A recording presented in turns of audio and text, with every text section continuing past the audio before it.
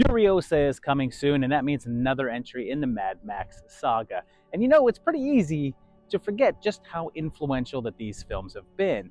And the best way to gauge influence is by seeing how many ripoffs that there are of something. And let's face it, the list of Mad Max ripoffs are as long as both of my arms here. So let's check out just 10 of those today. And yeah, let's buckle up, rev up those engines, and you go ahead and watch them while I go right over there and get a drink out of that like lush oasis over there with the palm trees and the big pool of water. You guys see that too, right? Number 10. Let's start this back in 1982, not long after the Road Warrior had become this huge sensation. And check out 1990, the Bronx Warriors. This was from Italy, where a huge chunk of the Mad Max imitators would come from. We learned that the Bronx had been declared a no man's land, and police have given up on trying to clean it up. So it seems like they're tossing in like an Escape from New York in there as well. A woman goes on the run from a big corporation and ends up there and meets up with some colorfully dressed gangs. So we're doing a little Warriors here too. Why not? She's rescued by a group called the Riders, and their leader, who is a guy named Trash, who I imagine won't be dancing nude in a cemetery, damn it. And when one of their crew is killed, a rival gang shows up, and man, Trash has a weird way of walking. The Tigers are run by Black Caesar, and he says that their guy was a spy, and Anna is now a part of their crew, and her and Trash are in love. The corporation wants her back, so they call in the Hammer, and he's Vic Morrow in one of his last films before John Landis dropped the helicopter on him. So, Trash has to try to keep Anne safe while also facing mutiny within his own ranks. And this one is at the bottom of the list because of those other influences I mentioned earlier. Yes, this is obviously a Mad Max clone, but because they mixed several other things in there, it's not just a Mad Max clone. It's from Enzo Catalari, and he's been on several other lists I've done, but he's also director of one of the most well-known ripoff movies, The Last Shark. It was the feature film debut for Mark Gregory as Trash, and he was only 17 years old here, and I'm kind of worried that he may have been suffering from scoliosis. Seriously, he walks pretty oddly. The Riders would return in a 1983 sequel called Escape from the Bronx, although, as you can tell from the title, that one is even less Mad Max and more Snake Plissken. Number 9. For this next one, we're headed to Australia, the home of Mad Max, and looking at 1989's The Salute of the Jugger, or The Blood of Heroes, depending upon what country you're in. It takes place in the unspecified future and says that the wars of the 20th century are all forgotten, and everyone's only entertainment is something called the game. It's a post-apocalyptic society, and these guys called Juggers roll into town, led by a hobo who doesn't have a shotgun here, and Delroy Lindo and Joan Chen are all on hand, and so is a virtually unrecognizable Kingpin. The game is very violent and has two teams trying to get a dog's skull and put it in the other team's goal while the other team attacks them. And to add to the Max stuff, there's a guy named Dog Boy who seems rather feral and acts kind of like an animal. Kidda becomes obsessed with joining Sallow's team and follows them around, and when one of their crew can't go on, they let her in, and she does quite well for them. It turns out that Sallow was cast out of the League of the Nine Cities because he boned one of the big boss's daughters, so they decide to go back and challenge them in order to restore their official status. And this is another one that doesn't share a lot of similarities to Max's general plot, but the post-apocalyptic setting and the art designs are totally taken from there. The fact that it was an Aussie production just amped up those comparisons, although outside of the look at all, there's not a ton that's close. This was both written and directed by David Webb Peoples, and would be the only feature film that he directed. But this guy is a hugely renowned writer and was nominated for an Oscar for his script for The Unforgiven. He also wrote this little movie called Blade Runner, and later 12 Monkeys, so he's pretty solid with futuristic tales.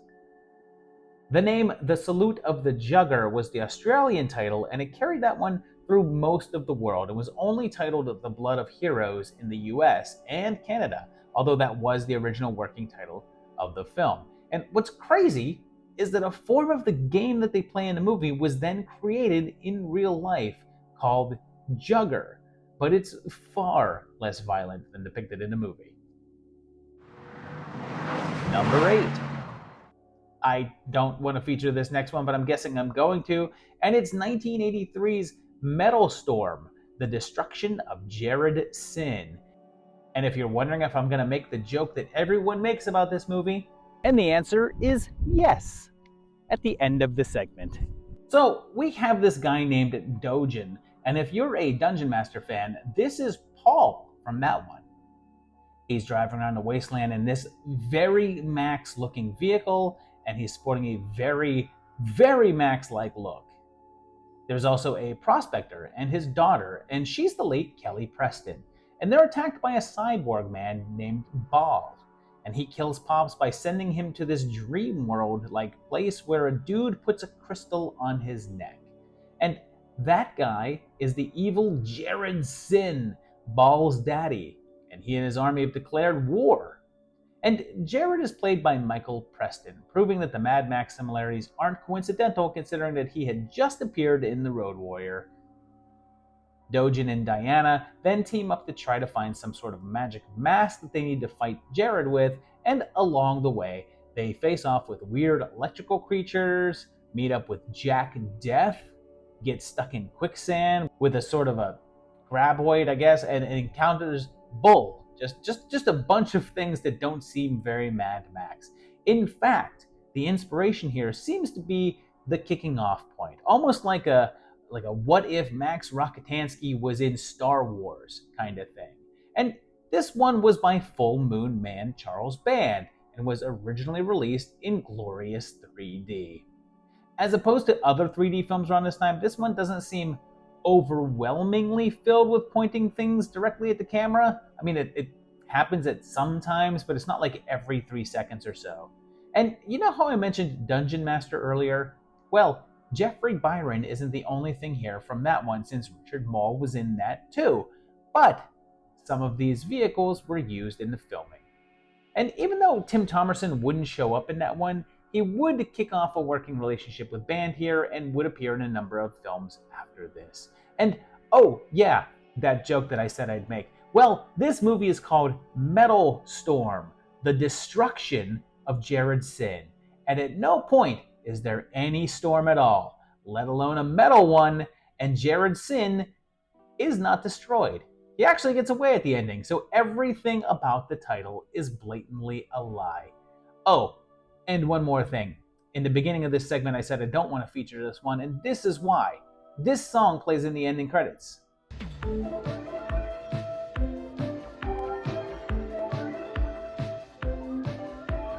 And now that'll be in my head for the rest of the day. Number 7. So far, all the films that we've talked about have been older, so let's look at something modern with 2015's Road Wars. This was the same year that Fury Road had come out, so there was bound to be mockbusters.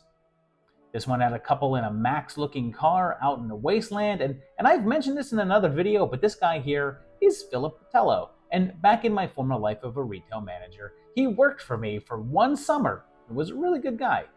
He's not in this one long, though, because he's killed by Nakata here, who has some very familiar styling to her makeup design. And there's more people out here, and everyone makes sure to wear these goggles because that's like standard issue, I guess. They find this guy wandering out in the desert, and he has amnesia. And seriously, look at his jacket and tell me that this isn't a Mad Max rip. But they tell him that some sort of virus has taken over that's destroyed civilization. It's like rabies and essentially turns folks into zombies, and a sign of the infection is hydrophobia, and the infected can't drink water, only blood. And yeah, again, the plot is pretty directly inspired by Mad Max, but then sort of goes its own way. But based on the designs of everything, the setting, cars, the title, and oh yeah, the fact that it comes from the asylum you can rest assured that they were hoping people would get confused and think that this one was tied to Fury Road in some way. Mark Atkins directed it, and he's an Asylum regular since he also did Battle of Los Angeles, a knockoff of Battle Los Angeles, Alien Origin, a clone of Prometheus, Android Cop, a very blatant Robocop rip, and a whole bunch more. And yeah, if you were watching The Road Warrior and ever wondered, hey, what would this be like with about half of the budget and, I don't know, zombies? Well, this is the film that's going to go ahead and answer that for you. It's not a terrible one. I mean, it's fine and all, but it's also not great. But I did think it was a slight step up from the usual Asylum stuff. Number 6. Here's another one that's a little more recent, but not so much that it's a clone of Fury Road, but also a little late to cash in on the original films, and it's 2008's Doomsday.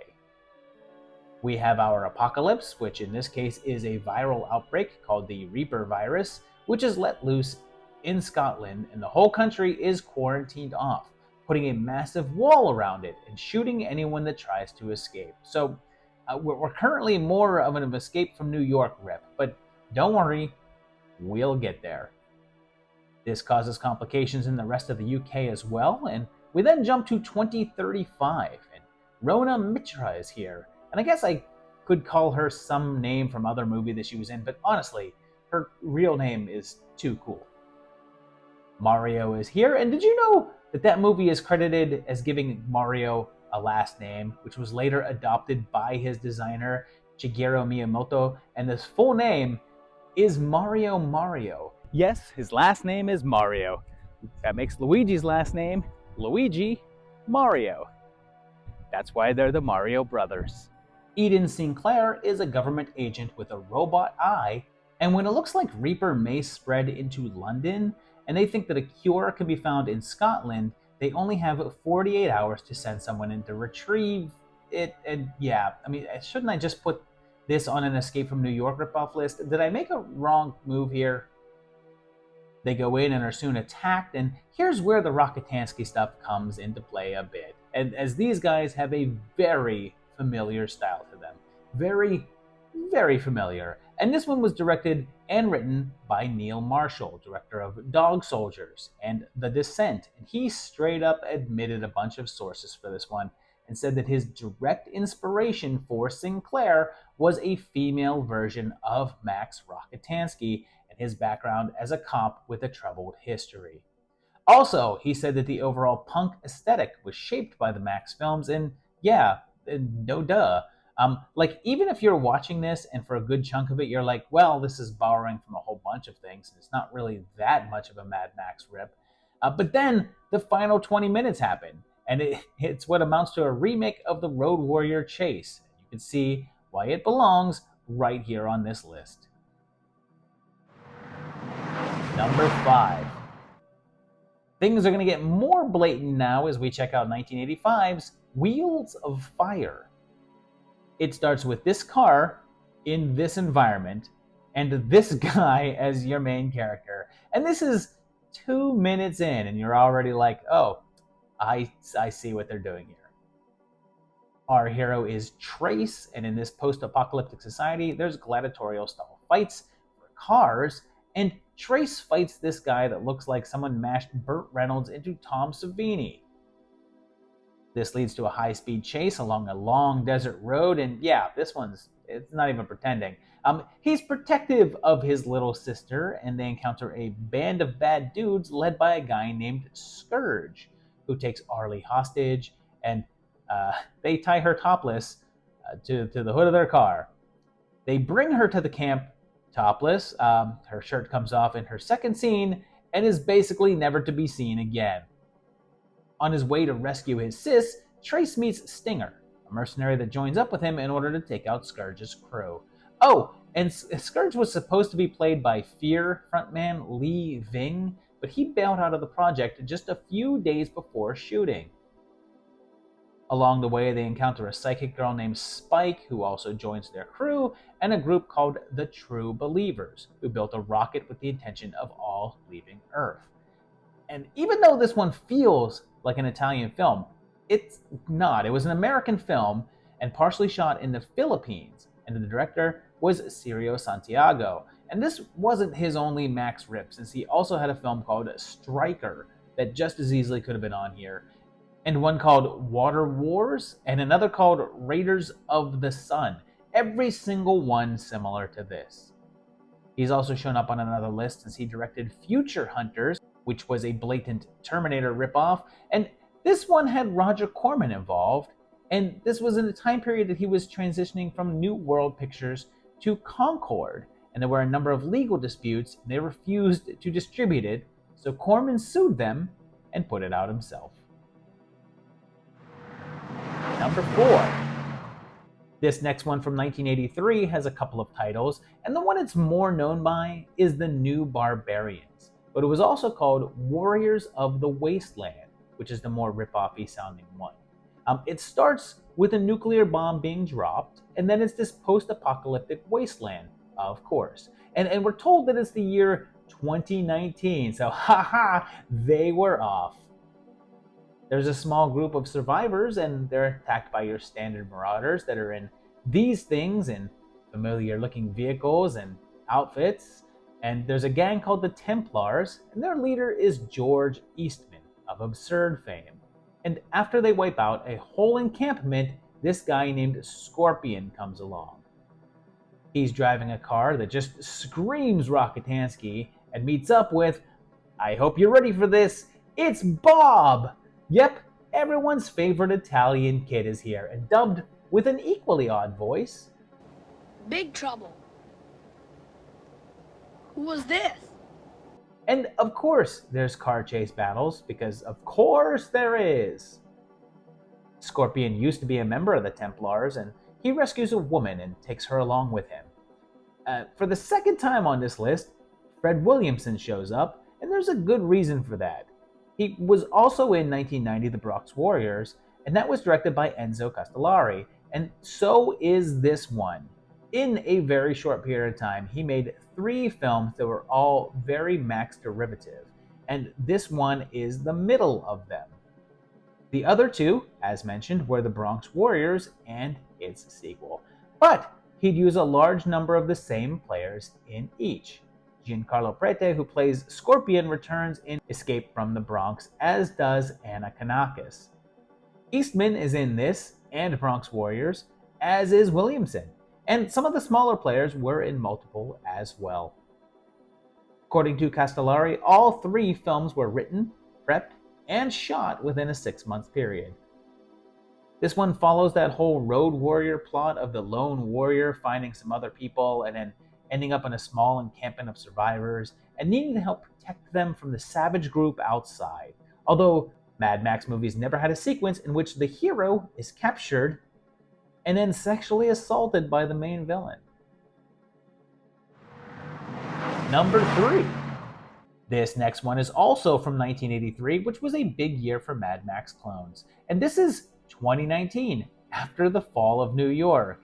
And we're in the ruined ashes of the city, and they say that it's 20 years after the Holocaust, and that was in 1999. So we're in 2019, and wow, this is the second movie in a row. 1983 really thought that society would have fallen apart by 2019. It turns out that they were like 1 year off. We're told that a group consisting of Europe, Africa, and Asia have won a global war, and their forces are in New York looking for survivors for their own purposes. There's also gladiatorial games going on in Nevada, and oh hey, the reason why we're here. We have a collection of Max-looking cars and outfits in a wasteland-looking desert, and this guy, Parsifal, wins, and shortly afterwards is captured and taken to Alaska. There, the dean from Pieces says that he has to go to New York and find the last fertile woman and get her out. And holy crap, this is another one that was like, I want to rip off Mad Max, but I also really want to rip off Escape from New York, but I can't decide, so I'm gonna do both. Like, seriously, I feel like I could just repost this exact list in a few months and retitle it 10 ripoffs of Escape from New York, and none would be the wiser. And this one was brought to us by Sergio Martino. Another guy who was on the Terminator ripoff list with his films Hands of Steel. That film and this one are his most known American entries, but he has a whole lot more work that was exclusive to Italy.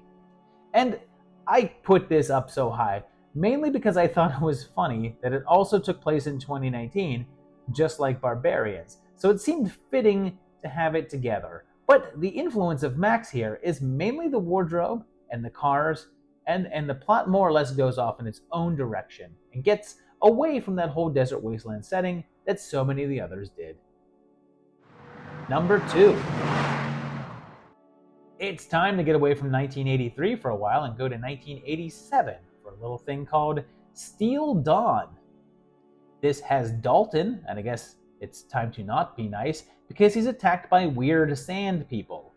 And is it okay to call them that without the copyright police getting involved?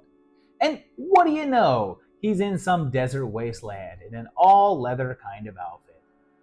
It's apparently the year 2586, although I don't know if this is a date. Who knows?